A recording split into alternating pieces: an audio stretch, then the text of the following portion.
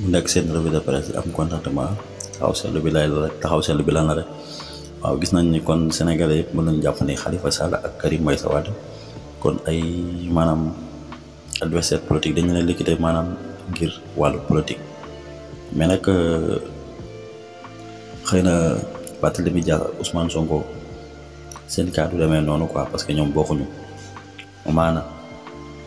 Khalifa Sall ak Karim Wade moom moo nangu sax ñu ci ko mais bu defoon comme Khalifa Sall toog ba li ñit xëy tumaal mu leer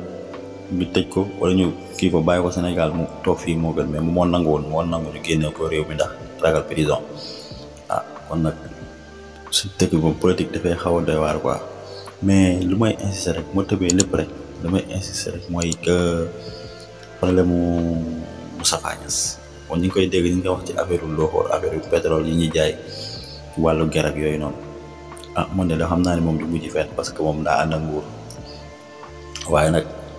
gis nga rek politique moo mel noonu man damay dem ba mujj dama yaakaar maanaam politique est-ce que bu yàggee du dofloo nit parce que yaa ngi nekk mag jëm ci ay at yu bëri bokk ak ñi nga bokkoon ak langue bi ñu bëri xaaj bi yëpp yàlla moom na leen te amoon dara looy xalaat lu dul ñu lay wax ci wàllu ger wàllu corruption yow te yow jëm nga mag at ci nga dindoon doonu alal ji lu bëri doo ci lekk lu bëri ndax say fan at say at jëm nga mag li nga mënoon ci lekk li nga mënoon ci dund mu neex mënatoo ko ba pare di dajal alal boo xam ne si kenn xamul fu mu bi mais nag yoon da si def liggéeyam waaye xëy na mën na dañuy jàpp ne daal du mujj fenn parce que Macky Sall la àndal bu doon ko àndut ak Macky Sall waaw coow li moom dina kóor moom justice bi gaaw ñëw preuve peut être ko ñëw ñu ne ko daal def nangam mais comme que Moustapha Niasse la moom